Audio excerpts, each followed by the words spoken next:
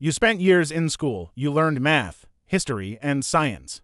But no one ever taught you how money actually works.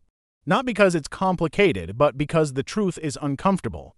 So today, we're going to talk about the money truths schools never teach you. Schools teach you how to follow instructions, how to meet deadlines, and how to pass tests. They prepare you to function within a system, but they don't teach you to question the system you're about to enter. It's a curriculum designed for compliance, not for curiosity. You learn to be a good employee, a reliable part of the machine, but you're never given the manual to understand the machine itself. The goal is to make you predictable, to ensure you fit neatly into a predefined role. But what about understanding the rules of the game you're forced to play? That part is strangely absent. That's because money isn't just a subject. It's a system. It's not just numbers on a screen. It's power, it's behavior, and it's control. Yet, when we struggle with it, it's framed as a personal failure. If you're in debt, you're told you spent too much. If you can't save, you're told you lack discipline. The narrative is always that it's your fault, never the fault of the system's design. This individualizes a systemic issue, making you feel isolated and powerless. But what if the game is rigged? What if the odds are stacked against you from the start? Schools don't encourage you to ask these questions. Think about debt. It's completely normalized. Student loans, car loans, mortgages, it's just a part of life, right? But school never explains how debt is actually created, who truly benefits from it, or why interest is a force that never, ever sleeps. They don't teach you that debt isn't just an accident or a personal choice. It's a mechanism, it's a tool used to control future labor. When you owe money, you have to work. Your future time and energy are already claimed. You lose the freedom to take risks, to change careers, or to simply walk away. Your choices become limited by your obligations. Then there's the biggest lesson you were taught: work hard and you'll succeed. It's a beautiful idea, but it's dangerously incomplete. In the real world, effort and reward are not directly connected.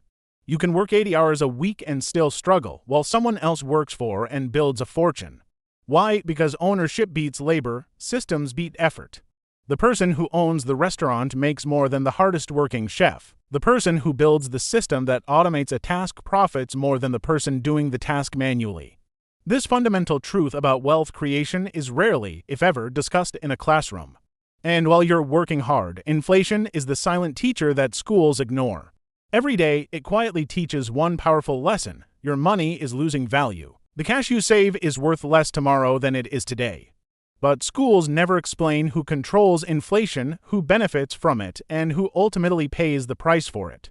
You feel its effects every time you buy groceries or fill up your car, but you're never taught to name the force that's slowly eroding your purchasing power. It's an invisible tax that punishes savers and benefits debtors and asset owners. Speaking of taxes, they're presented as a simple matter of civic duty. You pay your share to fund public services, end of story. But it's never explained as a system of power. No one teaches you to ask who decides how taxes are collected, how that money is actually spent, and more importantly, who gets to legally avoid them. Understanding the tax code isn't about filling out forms. It's about understanding the hierarchy of the financial world.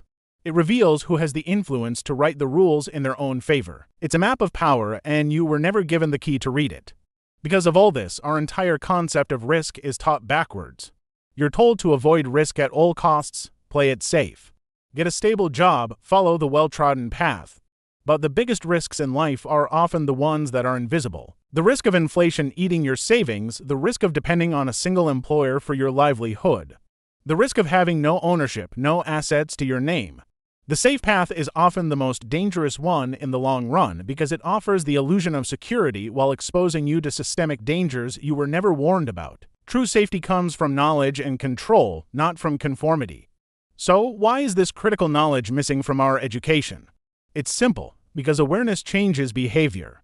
People who truly understand how money works start to question authority. They resist manipulation, they seek autonomy and independence.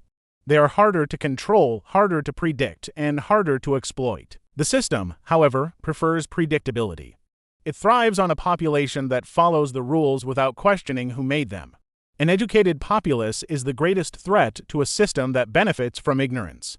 What actually matters for financial success isn't your GPA. It's your understanding of cash flow, leverage, systems thinking, and financial psychology. These are the concepts that determine real-world outcomes far more than the grades you received on your report card. But these are the very subjects left out of the curriculum. Ultimately, financial education wasn't forgotten by the school system, it was deliberately excluded. Because a population that understands money is a population that can't be easily controlled. The truth about money isn't hidden in some secret vault. It's out in the open, for anyone willing to look. It's just not taught in the places we're told to go for an education. In the next episode, we'll explore the specific ways money shapes your daily decisions, often without you even noticing. If this video changed how you see the system, subscribe. Because your real education begins right after school ends.